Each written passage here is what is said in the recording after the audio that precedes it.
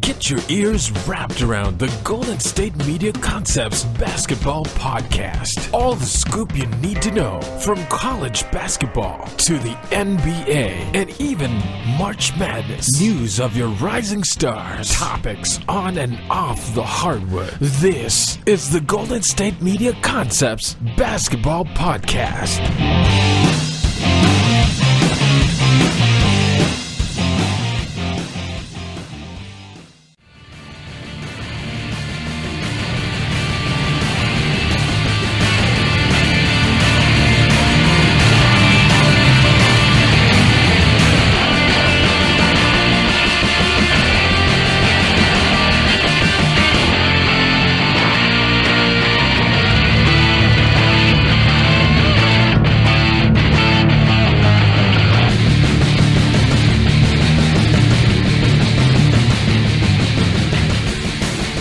Welcome, everyone, to the GSMC Basketball Podcast, brought to you by the GSMC Podcast Network. I am your host, as always, Jeff Malinoff, and with me once again is my good partner in crime, Mark Souza. How are you, my friend? I'm doing pretty good, especially after hearing that Ringer, theringer.com. They did that Luka Doncic Hallelujah song. If you haven't heard it, you need to hear it, because it is the best song for the holidays, in my opinion. And you've been singing it for the past 10 minutes before we started. I mean, Hallelujah is just a song, a catchy song gets stuck in your head. I mainly remember that song from the Shrek movie. Well, I know it's from other stuff. I know it's from something else, but I always think about the Shrek movie when that song comes on. You have to go listen to this one, though. Luka Doncic. It's an ode to Luka. Hallelujah by The Ringer. Check it out. You will not be disappointed. It's very well done. I guess. Tell us what our rundown is today. Yeah. Besides the song. Yeah, we need to talk about the NBA, what's going on, the latest and the greatest in the world of the National Basketball Association. Especially Luka Doncic. Hallelujah. We'll talk about the Markelle Fultz Philadelphia 76ers situation. We'll do that in the next segment. We'll talk about what's going on. Is this relationship headed for a divorce? We'll discuss that. We'll also talk about... They might think about the kids before divorcing. We'll talk about the Utah Jazz and their problems. What is going on with this team? I can't get a read on them. Will they snap out of it? We'll dive in and discuss that later on in the show. Also, since the last time that we were here, the almighty Duke basketball team, we'll see how they've been doing. Have they, I don't know, lost a game? No way. Impossible. We said they might go undefeated this season. Yeah, we will discuss what's going on. That'll be in segment 4, of course, with other news and notes. And also, well, I think we'll talk a little bit about the Clippers in segment 4. Like, what's going on? They sit atop the Western Conference. Is this sustainable? Or is it the end of civilization as we know it? Is this a funny joke that has gone on too long? We'll dive in that as well. You're taking the joke too far. They're first to the West. What do? Drop them. Drop the bomb. Drop the nuke. So, abort mission. Why don't we jump into the latest and the greatest in the NBA? Is that your new saying now? No. Just what I'm saying today. Let's talk about last night. Some notable scoring performances. Where would you like to start? How about the Rockets and the Wizards? All right, talk about it. What do people know? The Rockets, James Harden scored 54 points this game, a season high for him. But it became a losing effort as they fall to the Wizards in overtime. No Chris Paul. Might have helped, yeah? Yes, because John Wall was the key difference maker. There was a sweep behind. Do you see the sweep behind the back move he did on Harden? Basically made him into a blender. Made him into a blender, huh? He blended him. He blended him up real good. So what was the final score on that? The final score in overtime, this is why it's such a high-scoring game, was the I guess we say the Wizards first. Wizards 135, Rockets 131. The final tallies for stats-wise, James Harden, 54 points, 8 rebounds, 13 assists, Eric Gordon had a pretty good game himself, all things considered. He had 36 points himself. And then for the Wizards' sake, Beal and Wall both had over 30 points. You want to hear something crazy? I'm always into something crazy. The Harden and Gordon backcourt combined for the second most points ever by a starting backcourt. Really? Yeah, they had 90 points combined, 54 and 36. Guess who they lost to in this record?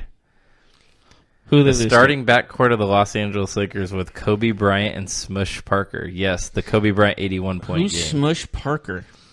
Yeah, he had 16 points in that game, and Kobe had 81. So congratulations, Smush Parker, for contributing to the best backcourt duo of all time. Well, and arguably the greatest, even because because of the modern era, Kobe hitting 81 points, maybe the greatest single-game performance in NBA history. Yeah, it's pretty funny. But Bradley Beal and John Wall, you mentioned it. Wow, what a performance by them as well. Yes, absolutely. Both had over 30 points. Yeah, and this was a game where the most points ever were scored by both backcourts in a single game. So that's insane. My mind is blown. The Wizards get this win. I would say it's a gritty win considering the fact that they've been in some turmoil lately, some bad news, some drama going on in Washington, D.C., in the nation's capital, and it doesn't have to do with politics, believe it or not. But what's politics? I only know sports. You think that this win and maybe the last couple of games for the Wizards have gotten them maybe back on track and maybe have alleviated some of that, tense drama, frustration, whatever you want to call it? Possibly. Still yet to be determined? Yeah, because it's only one game. They've now beaten the Pelicans and the Rockets in their last two games. Good for them. And they beat the Clippers as well. They've lost to the Raptors in between this, but they seem to be playing better basketball, right? Yeah, absolutely. Without question, playing better basketball. They're 8-12. Now they're not terribly far away from a playoff spot, especially being in the East. If you're a 500 team in the East, that should do it. They're getting closer. So what do you make of it for the Rockets, though? Chris Paul didn't play with a sore leg. The Rockets are now 9-10. The Rockets are 9-10. That is pretty disappointing, isn't it? Yeah. And, they've lost now 3 in a row. They lost to the Pistons, the Cavaliers, and the Wizards. Cavaliers, that's a tough one to swallow. Definitely. Their next game they play against Luka and the Dallas Mavericks. So we'll see if they can get back on track. Fascinating. That game will be tomorrow. Why don't we talk about... Tomorrow. Why don't we talk about another player who had a big night last night, maybe out west. Do you know where I'm going with this? I think so. Where am I going? I don't know. Tell me. I'm going to Oakland, California. Oh, you're going to the Warriors. California. Warriors, come out and play. Kevin Durant, 49 points, carries the Warriors as they erase a 17-point halftime deficit and they win 116-110. Kevin Durant is a man on a mission. Kevin Durant has seemed to overcome his struggles over the last couple weeks. His shooting seemed a little bit off, but it has not been off lately, Jeff. The Warriors are looking like they're getting back on track. And with that, they will be welcoming back Steph Curry, Draymond Green, and DeMarcus Cousins, all three within the next month here. So, they haven't even played a game with DeMarcus yet. It's kind of crazy to think about. Are the Warriors... And DeMarcus already has a technical foul. Yes. He got ejected from a game. So, he hasn't started a game. He hasn't played a single minute, and yet he already has an ejection. That's got to be some sort of impressive record. The Warriors are 15-7. Will they lose 3 games here in the next 2 months? Are you asking me if they're going to go like 73-9 again? They probably won't do 73-9, but couldn't you see them like here in the next couple months losing like one game out of like 25 or something like that. I Can you mean- see them going on a streak like that? I mean, it's possible. It's absolutely possible if Curry gets back, and he should be back for the next game. He's practicing now. Draymond should be back as well this week. So Cousins about a month away, but Draymond and Curry within the week or so. They're both day-to-day at this point. So their return is imminent, and Kevin Durant is playing as good as he's played all season right at this moment in time. This team could rifle off some wins, a lot of wins in a row. You want to know who they play next? Who do they play next? They play the Toronto Raptors. They play the Toronto Raptors, you say? They do. Yeah, and then they play the Pistons, Hawks, Cavaliers. Some winnable games in that stretch there. But they do go on a road trip, so we'll see how they do. Fascinating. Anyways, what's your outlook for them? You know, we talked about a couple weeks ago about how the sky was falling for the Warriors, but now it looks like everything's right on track. Yes, absolutely. Things are rolling good. Rolling good? What sentence was... Okay. Things are looking good. You wanted to talk about an interesting Eastern Conference matchup last night, right? Between one of the top teams? Sure, why not? I said you wanted to. I wanted to? Yeah. You talked about earlier in our other sports segment about an interesting win by the Hornets. Ah, yes. Thank you for reminding me. I'm very professional. The Hornets the Hornets beat the Milwaukee Bucks, arguably the best team in the East, behind or maybe in front of the Raptors in some people's minds. 110-107. Giannis with a pretty lackluster game for his circumstance, but it was still a great game. 20 points, 13 rebounds, and assists, and we're calling that a bad game. What a bust. Sure, let's just anger everybody. Yeah, right? He was the 15th pick in his draft Isn't class. that funny that he has a game like that and you're like, he could have done better. But he was only the 15th pick. That's what's more incredible to me. Yeah, he suffered from being a Euro player. I think that players like that always take a hit in the draft because they're, NBA scouts are worried that they can't transition over to the American game. But he's definitely transitioned. He's good. He does have a chance to win the MVP. He certainly does. But what about Kemba Walker? How did he do last night? Kemba Walker had a pretty good game himself. He had 21 points, so he's better than Giannis. In that regard? No, I'm kidding. Yeah, in that regard.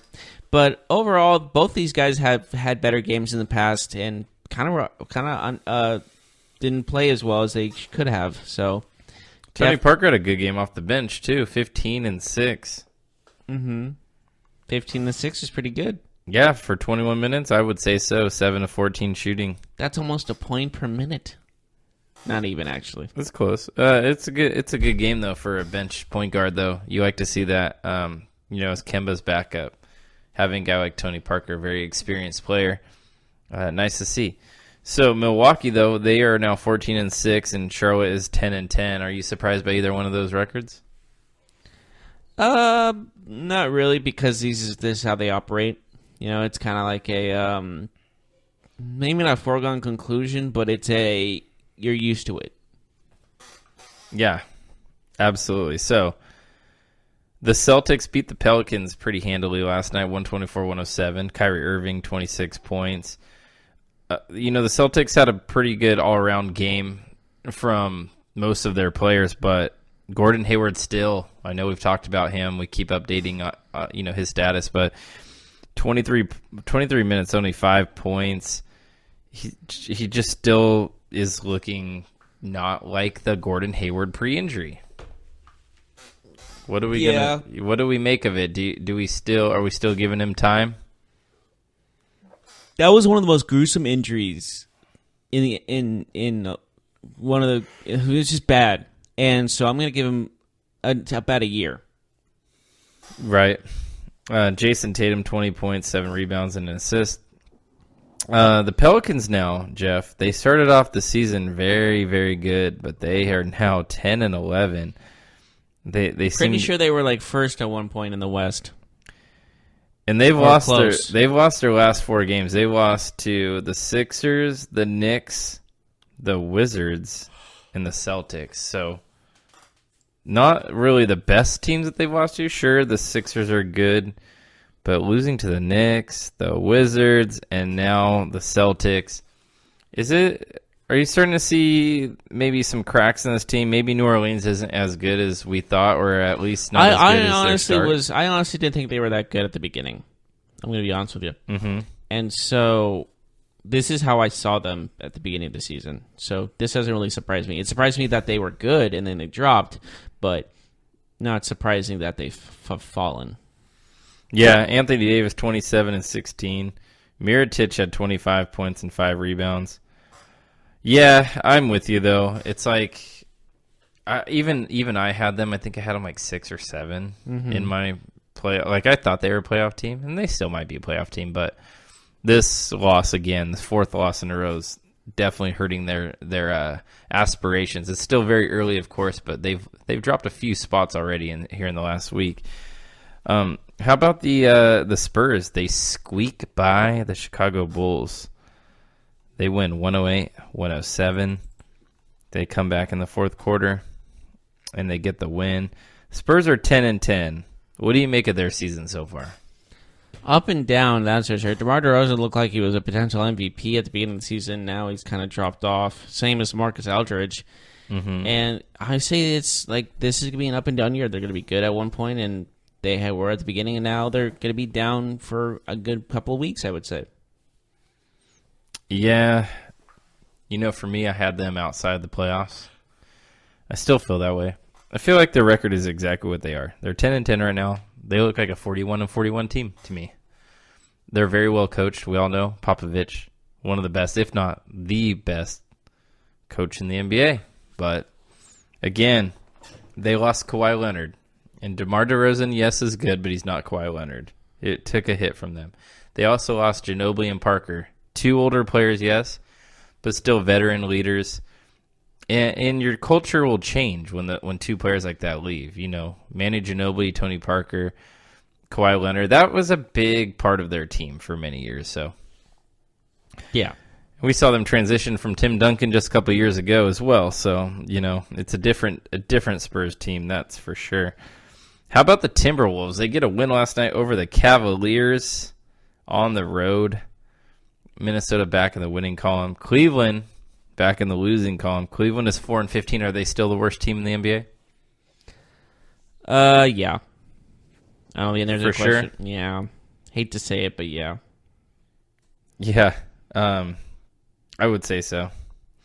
Korver had a good game off the bench. 22 points in 22 minutes. 6 of 9 from 3. Nice game from him. Rodney Hood, 20 points, 2 rebounds, 3 assists. But yeah, how about Minnesota though? They are now 10-11, so they're right there too. They're playing a little bit better since the trade. Covington had 24 points last night, 24-7.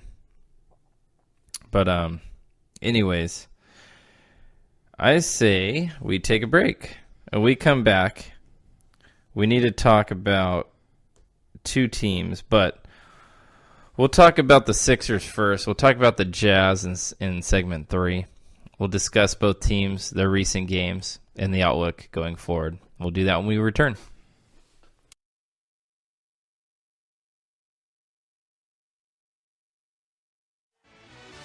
Are you looking for the very best NFL and college football podcast? Then check out the GSMC Football Podcast. Get the latest football news both on and off the field. From the NFL Draft to trades to the rumor mill to the NFL Combines, they got you covered. That's GSMCpodcast.com/football-podcast. Get updates on college rivalries, game day insights, and much, much more. It's football talk the way you want it. This show eats, sleeps, and breathes football. Don't forget to like them on Facebook and follow them on Twitter. Visit GSMCpodcast.com for more info.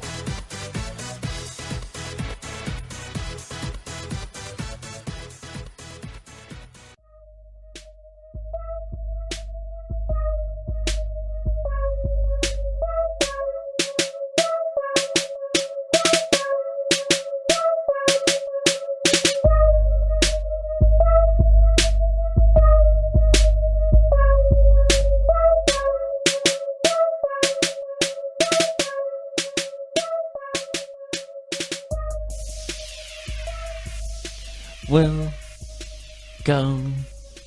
back to the GSMC basketball podcast. We're going to continue on with the NBA, I believe. Yes, let's talk about the 76ers. They have a problem, and his name is Markelle Fultz. Let's dive into that. But before we go into it, Jimmy Butler has had 2 game-winning baskets here in the last week. Clutch He's shots. cold-blooded. Yeah, so the Sixers, I think, made out well in that trade. I know that we're kind of going back, but Jimmy Butler, I feel like, was the right player to add. We're going to be talking about that trade throughout the entire season. Let's just get real.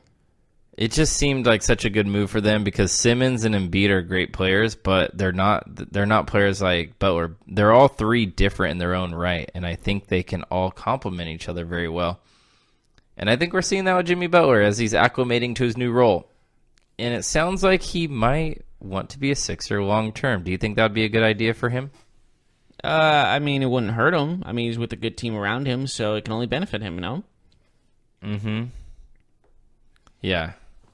I think that's a perfect situation for him. It gives him a chance to be on a team that is a winning team for the next few years, and it gives him the chance to leave his mark on a team where he doesn't have to really play second fiddle. Now, I know he might not be the biggest star on the team, or he might not be the biggest star on the team moving forward, but he is their one true wing player. Simmons is a point guard. Embiid is a center in today's NBA, for sure. But it gives him a chance to really, really solidify himself as a 3. He's in the right conference as the competition is weaker in the East. It gives him an easier path to compete for a title each year, at least for a Eastern Conference championship and whatnot moving forward. But, Jeff, we got to talk about the elephant in the room. That was Markelle Fultz, the player that the 76ers traded up for in a big draft last year, a highly touted draft. They move up. They get Markelle Fultz, a kid from Washington. He was a killer in college with his stroke. He could shoot the basketball. He lit it up. It's all looking like it's going downhill as, you know, he suffered a shoulder injury. He has now informed the Sixers that he will not be playing until after he sees a shoulder specialist. It sounds like that will be happening. Whatever that means. I did like. Is there just one guy for one shoulder? Like the left shoulder. That's my specialty. Sounds like he will be looking at or getting looked at by a specialist here in the next couple days in New York. What do you make of this situation with Markelle Fultz and the 76ers? Because the Sixers said that they thought he was fine. Like, their doctors checked him out and said he's okay. But he's saying he's not. Do you think that there's something here? Do you think this is more of like a confidence thing with him? I feel like it's more of a confidence thing with him, just because I just have this gut feeling that he's putting too much pressure on himself. He's like coming up with more excuses, and he's just like, I feel like he overhyped himself. Like, oh, I'm the first pick in the draft, I need to be this good. You know what I mean? Just like, and he's letting that pressure get to him.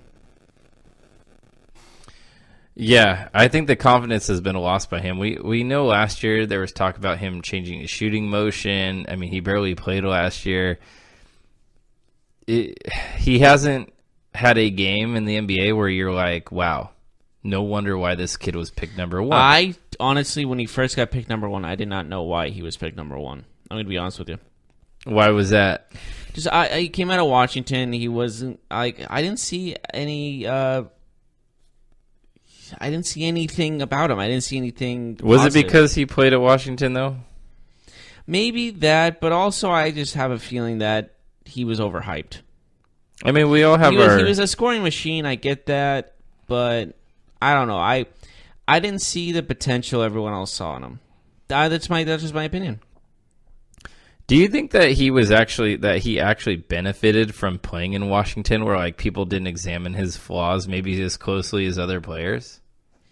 Maybe, but again, like out of sight, out of mind kind of thing. Like you hear like, oh, he's number 1, and then people just start saying that, but they don't really like watch him play. You know what I mean? Like, yeah, I think kind of people just accepted, like, someone said, oh, he's going to be number 1, and everyone just like, yeah, okay. That's kind of what I was getting at. Like, You know, Like, you heard an they NBA didn't try to scout. refute it. Yeah, you heard an NBA scout say, "Man, this Fultz kid is like amazing," and then you don't really watch him play because he plays for Washington, and it's like, oh, okay, well, I guess he is really good. His numbers are really good.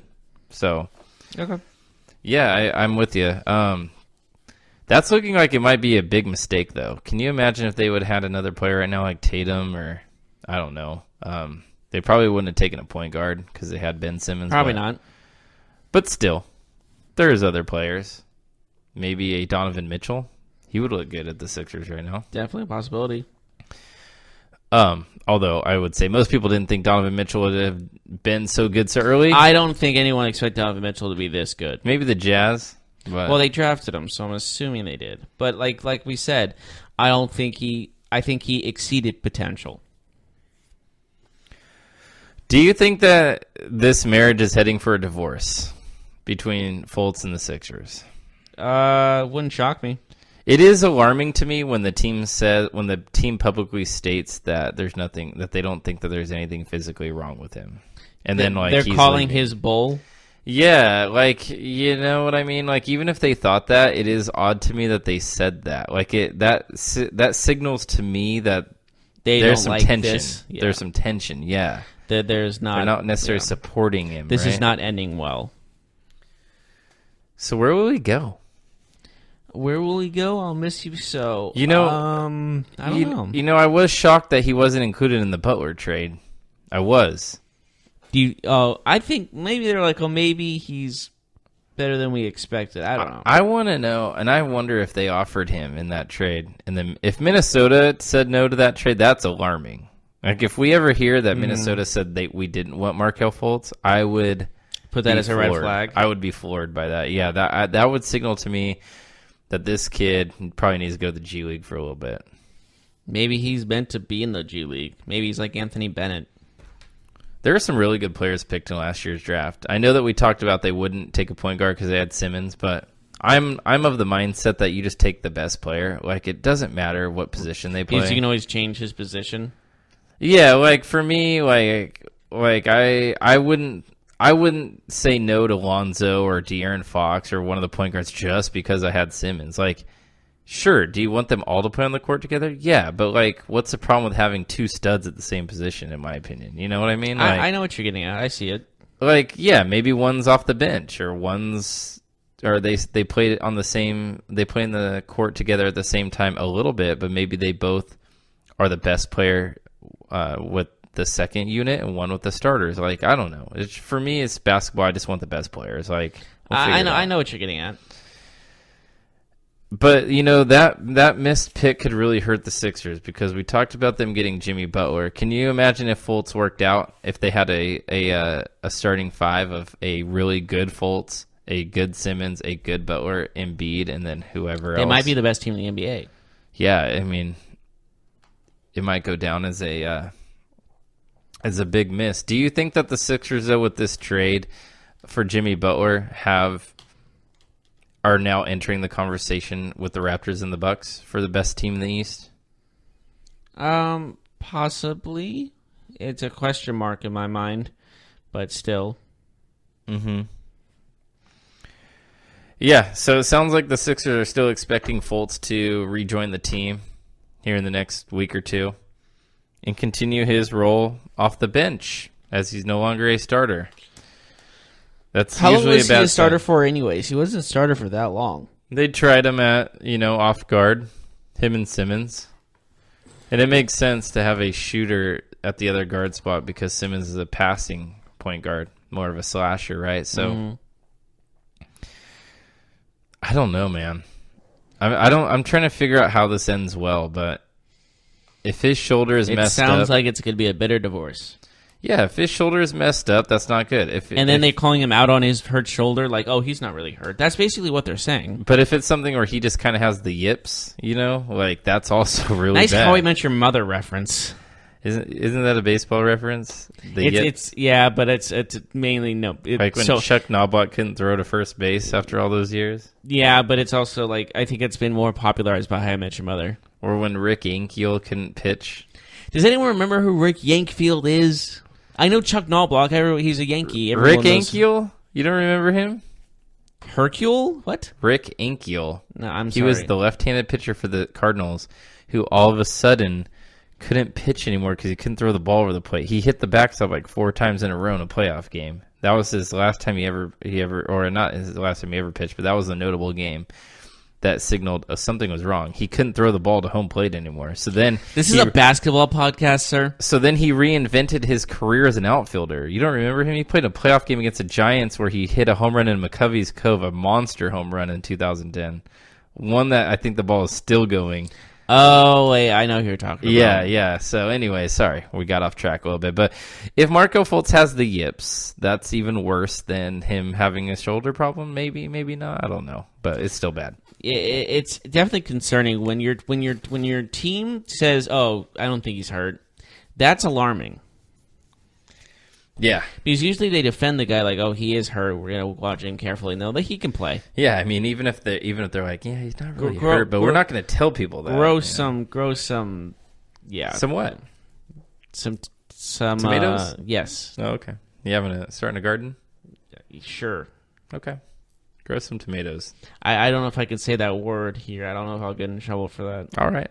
Well, why don't we let you contemplate that as we go to a break? You can stew on it for a couple minutes. Contemplating. Let's go to a break and talk about the Utah Jazz, how they did in their last game, what's going on with them, and what we see the rest of the season. We'll do that when we return.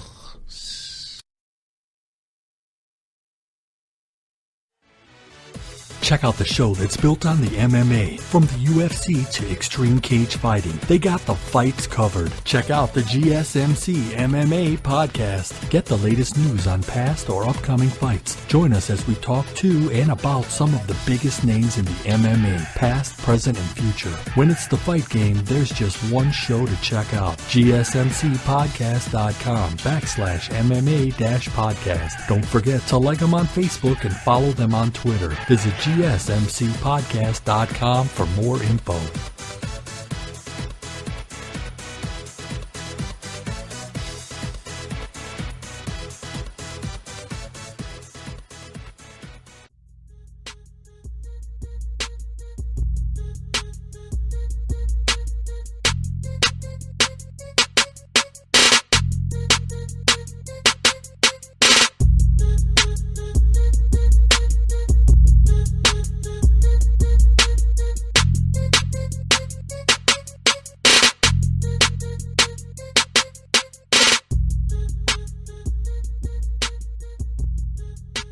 Boop, boop, boop, boop.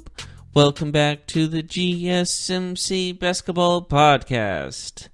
And now, what are we on? What is on our agenda for segment 3? We got to talk about the Utah Jazz and what's going on with them. I'll start with a recap of their game last night. They played the Indiana Pacers last night, and they were crushed 121-88. The Utah Jazz, they were playing a second game of a back-to-back where they had beat the Kings in the first half of their back-to-back on the road. But they get smothered by the Pacers again for the second time in a week. They get crushed by the Pacers. The Jazz, they are now 9-12 on the season. 9-12. Yeah, so that's pretty disappointing. They lost 121-94 against the Pacers. Then they lost to the Lakers. They beat Sacramento. And then they get crushed by the Pacers 121-88. What's going on here, Jeff? They're 9-12 right now. I think I see them play. They win a game. I'm like, okay, they turn the corner. I think it's time to panic. They're the second worst team in the Western Conference. The only team with a worse record is the Phoenix Suns. And that's saying something. Yeah. So they're 2-6 at home too. That's got to be one of the weirdest things to see. Like having a horrible home record is the weirdest thing because usually it's the opposite way in every sport. Yeah. But when you can't win at home, how are you going to win away? I mean they've actually won more games away, right? I know. That's what I'm saying. Isn't that insane? Like how backwards that is? That is completely backwards. Mm-hmm. So what do we make of them? Are they a playoff team? Are we closing the book on them, or are we waiting it out? I won't close it yet, but I'll say I'm getting to the last page of the book, if you know what I mean. Getting ready to close it. Getting ready to all right, I'm going to go to bed after I finish this chapter. I'm going to bookmark it. I'll get back to it later. So last year they were really good with Rudy Gobert. When he was in the lineup, they were one of the best teams in basketball. They went on a crazy run. I think they were 29-6 over the last 35 games last year. Crazy run. They were on fire. Rudy Gobert was healthy. We come into the season, we think, okay, if Rudy Gobert is healthy, the Jazz are a really good team. I had them as the number 2 team. I know that you weren't so high on them, but I still think that we both thought. Do you think it's a fluke they got that 28-6 run or whatever you were saying before? Well, they played a really good defense, and they were very efficient offensively. But the problem is they haven't been either of those things this year, and it's odd because they've retained the same players. Mm-hmm. Like, they're the same team. They're healthy. Yes, Mitchell's missed a couple of games here, but relatively healthy. He has missed a couple of games. Gobert has been healthy, which is the biggest thing for them, because with him in the lineup and with him out of the lineup, that was a huge difference for the Jazz last year. Yeah. Problem is that Jazz players not named Joe Ingles are shooting 30% from 3 this year. Jay Crowder, who leads the Jazz in total three-pointers, is shooting 29%. Donovan Mitchell shooting 29% as well from 3. That's not good. And we talked about this many times before, Jeff, with the Lakers. Usually teams, you can look at their win-loss record by how well they shot the three-pointer that night. Mm-hmm. And if the Jazz are consistently well under the average, they're not going to win games. My question is, how can this team improve their three-point shooting and defending if they basically have all their players that are playing? I just don't know. Maybe last year was the fluke. Maybe it was. Do you think that this start of the season is the fluke, or do you think that last season was a fluke? I'm saying the start of the season was a fluke. No, you know what? No. I got to go with the fluke from last season because that run they had was incredible, no doubt about it. But, I mean, you should be able to keep that up throughout an entire season. I also want to point out this. It might be an unpopular opinion, but do you think that Donovan Mitchell last year, that was just the best that he's ever going to be? Possibly. He. Some people would say he should have won the Rookie of the Year because they don't like that Simmons won. But beyond that, he had a really good season. He went to the playoffs last year. He is, quote unquote, the uncrowned king Rookie of the Year. So here's the thing. There might be a reason why Donovan Mitchell wasn't drafted until number 13, and it's because he was one of the older prospects in the lottery. He wasn't a freshman. With that being said, we know that the theory is you draft players when they're freshmen because they have more room to grow. The upside is higher, right? The ceiling is higher. Correct. Is Donovan Mitchell close to a finished product? And I'm not saying this negatively. I'm just saying, like, is he, like, you see, like, De'Aaron Fox, for example. He's made a jump from season 1 to season 2. Like, we've seen other players make that jump, right? But is Donovan Mitchell just kind of who he is, or do you expect him to get better individually? He's a good player. I'm not trying to say he's not a good NBA player. He's a very good NBA player. Right. But he's not like, some people would say, oh, first year he did this good. He could be like the next superstar. He's only on the rise. Like he's going like he's the next superstar, right? Like, I know that's kind of premature to say, to be completely honest with you. Mm-hmm. And I understand where you're coming from. But the bottom line is, I think that there's so much potential with this guy that that's what I say. The sky is the limit for this kid. I think that in the long run, he can be something amazing, but we're putting too much pressure on him right now. Yeah. Does that make sense? Mm-hmm. I think he's gone through a little bit of a not a slump because he's not like playing terrible, just like a lull, like maybe in his progression. I think we expect him to play better when he's healthy. But overall, I mean, I don't think he's the reason why the Jazz have been disappointing. It's just notable to point out. But I just don't know what to make of this team. They are in a year full of weird starts, we've seen the Rockets, we've seen the Jazz, we've seen the Celtics all struggle pretty much. They might be the most baffling to me. I can't wrap my hand around it. Anyways, where do you see them finishing the season? I don't see them making the playoffs. Out, huh? Mm-hmm. I still think they're a playoff team. I don't know. Maybe it's just Barely, me being though. stubborn. It could be me being biased because I picked them to make the playoffs. It definitely could be that. I just think that if they could play defense well and be efficient on offense last year, why can't they do it this year? Like, I've seen them do it. Like, I've seen them do it. I see what you're getting at, but like, there's seasons, like one season, back-to-back seasons are two completely different things. And I will say, I don't expect them to be the number 2 seed. I picked them to be the number 2 seed. I do not see that happening.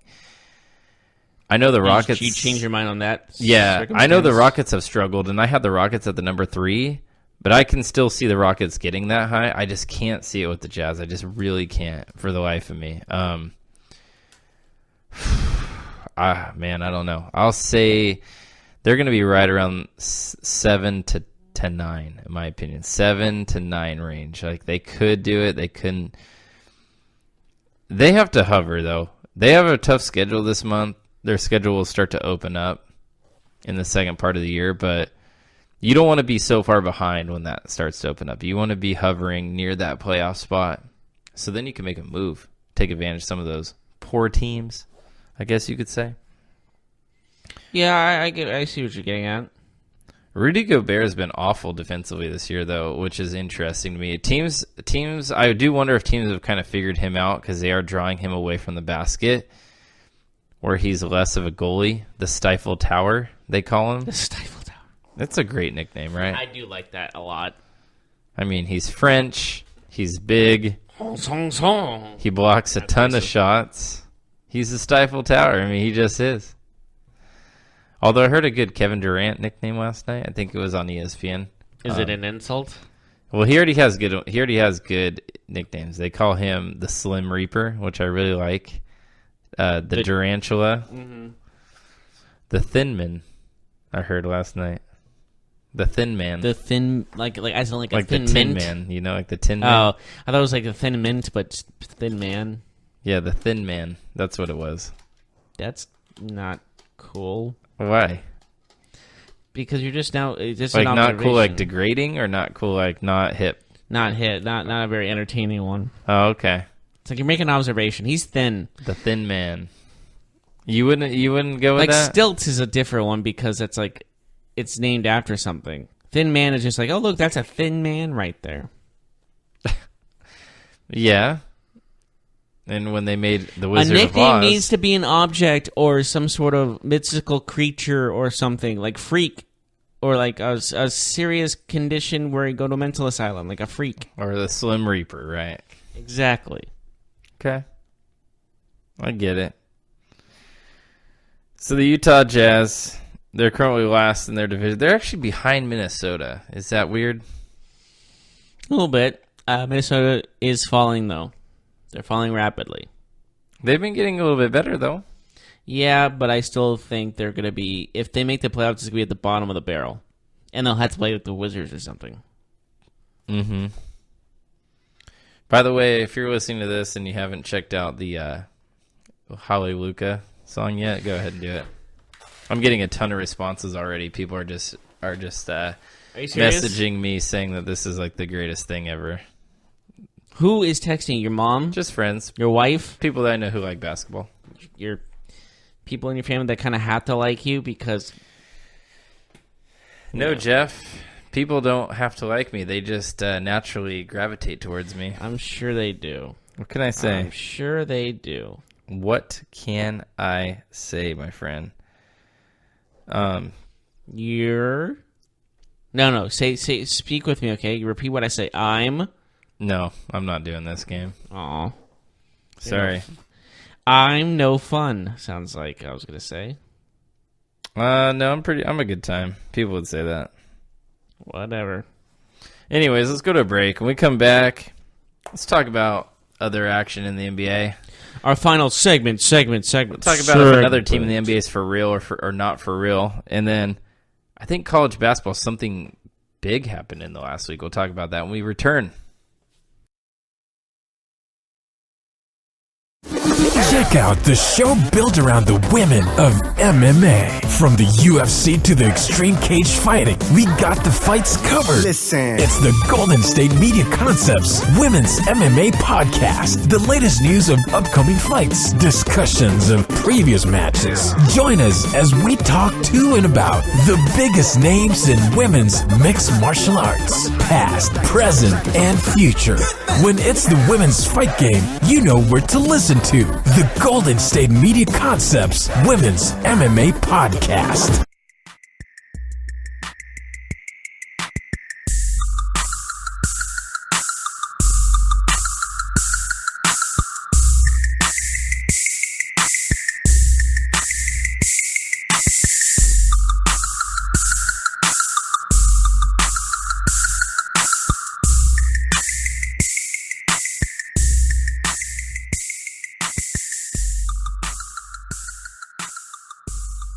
Welcome, everyone, to the final segment of the GSMC Basketball Podcast. Curse. How they do that on... Do you know the radio where they go like, GMC in the morning again? Yeah. I want one of those for us. Go ahead. Why don't you just do it every day? GSMC in the morning, basketball. Yeah. All right. Keep on whispering in my ear. Now give everybody your Twitter handle. At Jeff Malinoff. Let him know if you JEFFMALINOFF. And my Instagram, which I follow, which I go on more, is at Jeff Malinoff as well. Let him know if and what's your Twitter handle? It's at Mark. That's with a C. Hella gets it. What's your Hella Instagram? As in Northern California. What's your Instagram? It's the same. Is it really the same? Mm-hmm. How did your wife marry you again with that username? Did she know about it when you were dating her? It was my incredible good looks and my stunning personality, I believe. That was it. Looks? That haircut? Probably really? my really good humor as well. What humor? A little pinch of my humor, I think that sealed the deal. You pinched her? I did not. Hey, honey, marry me. Pinch. No, it's just a ring. That was it. Did you pinch her with the ring? I didn't. Did you see any of those proposal videos where the guy loses the wedding ring like in the water or something? I feel so bad for those people. Yeah, or like they do it like on a bridge or and like they over drop a body it. of water. Yeah, and they drop it. It's like, that's like hundreds of dollars. Better have insurance. That's thousands of dollars just right down the drain. Yeah, don't propose on a canoe. I saw this. You saw it on a canoe? How are you gonna bet? No. I saw this article that was like, don't propose because like if you're on a little tiny boat and like you propose and the girl like gets very excited, the boat will rock and you could fall or drop the ring. Like it becomes a very unsturdy situation. What if she says no? That's just an awkward ride back. Yeah, then you'll just throw it in the water and then regret it. Yeah, maybe not throw it in the water, but that awkward moment of where, she said no, and then you're going back and everyone's like, oh, you proposed, and then they figured out she said no. Speaking of proposing, maybe the Cleveland Cavaliers will propose to Zion Williamson in next year's draft because right now he's the, I guess, consensus number 1 overall They're pick. just going to get down on one knee in the middle, like the owner of the team is going to get down on one knee and propose to Zion. I could see it. So, let's talk about Duke. What happened? They lose to Gonzaga. Gonzaga's down number 1 in the nation. Did you watch that game? That was a good game. It was a good game. It was a very good game. Yeah, we saw an experienced Gonzaga, beat Duke. Duke struggled for a lot of that game. They made it interesting. They came back. They went on a run late. But Gonzaga played very well. Gonzaga may be the best basketball team in the world, in the nation. You say Gonzaga, I say Gonzaga. Gonzaga, like that. What'd I say? That should replace tomato, right? Gonzaga. Do people use the word tomato? Is it Gonzaga or Gonzaga? Who uses tomato? I think it's Gonzaga. I'm pretty sure it's Gonzaga also. Because they say the Zags, right? They don't say the Zogs. Let's go, Zogs. It sounds like it sounds like an alien race wanting to be part of a human race. You Like, gonna go to let's the Zogs game? You gonna go to the Zogs game? Nobody likes Zognoids. Plus, if it was Zaga, it'd be the Zogs. I want to eat these peanuts because they are human food. No, but get this. If it was Gonzaga, they'd be the Zogs dogs. Because they're the bulldogs. I'm out of here. Just leave. Didn't you say you had a date to go on today anyways? Yeah, but that's not until 7:30. Oh, 7:30. I thought your date got off work early. That is her getting off work early. Oh. She works at a lab. Okay. That's pretty cool. Yeah. Really cool. Mm-hmm. So Gonzaga 89-87 over Duke. Were you shocked to see that Duke lost? Be honest. A little bit, yeah. They were playing one of the best teams in the country, but it was Duke. Like, they've just been demolishing some teams, right? Yeah. I mean, Kentucky, they just killed them. Yeah, and that was supposed to be a great team themselves, and that really shows how good Gonzaga? I don't know which one to say. Zaga. Which one? The Zags. How's that better? There you go. It shows how good the Zags are. Yeah, seriously though, it shows that this team can be can make it into the Final Four and maybe win a national title game, and not have somebody cry in the middle of the court and get drafted by the Bobcats and be a bust. That kid Rui Hachimura made a name for himself. He was regarded as the Zags' best player, forward from Japan. 20 points, 7 boards, 5 assists. Man, I wonder how they found out about him. I credit the scouts on that one. Yeah, so he had a really good game. For Duke, Williamson had 22, Barrett had 23, Cam Reddish had 10. It was just for me, Duke went on a run late, but they never really took a hold of the game and ran with it. They had a chance to break out. Even when they were playing, had a few good possessions in a row. Gonzaga ultimately would respond or kind of stop the run a little bit. They got a great coaching staff. Gonzaga is one of the best coach teams in the country, so it's easy to see why it'd be hard to come back against them.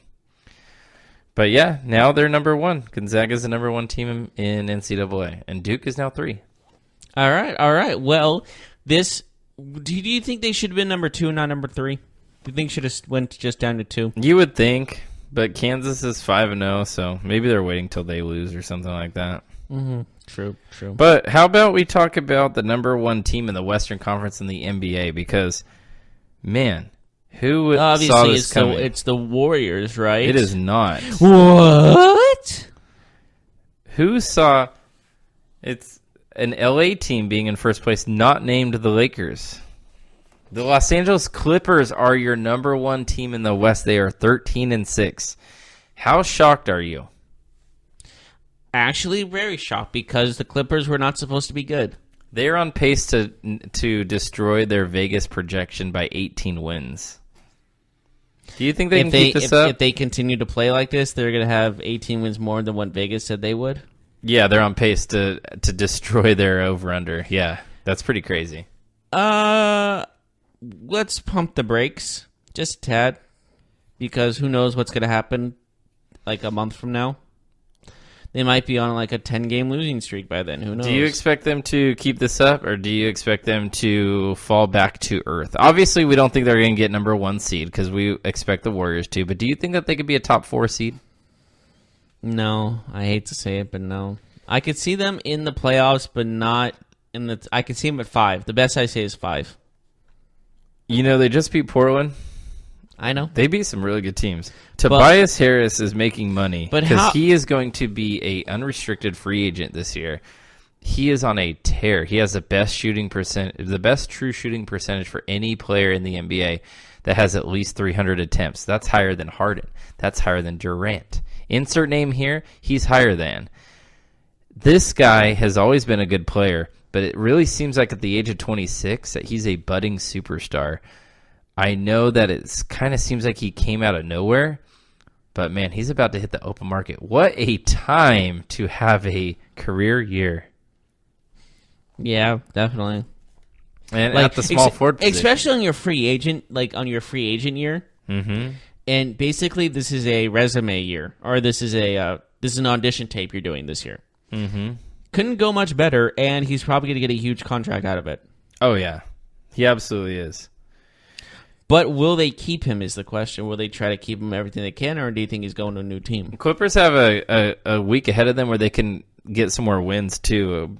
Kind of an easier break in their schedule. They play against Phoenix, and then they play against Sacramento.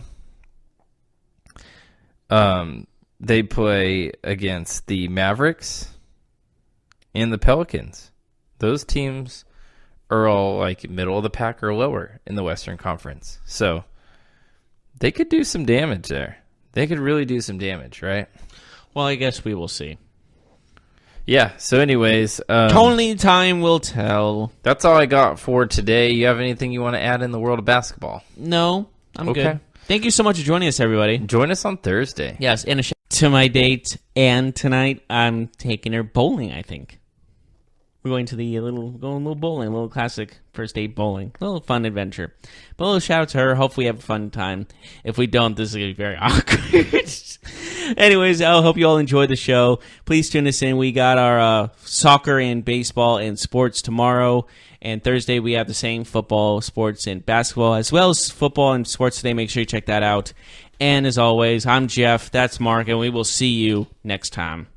You've been listening to the Golden State Media Concepts Basketball Podcast, part of the Golden State Media Concepts Podcast Network. You can find this show and others like it at www.gsmcpodcast.com. Download our podcast on iTunes, Stitcher, SoundCloud, and Google Play. Just type in GSMC to find all the shows from the Golden State Media Concepts Podcast Network, from movies to music, from sports to entertainment, and even weird news. You can also follow us on Twitter and on Facebook.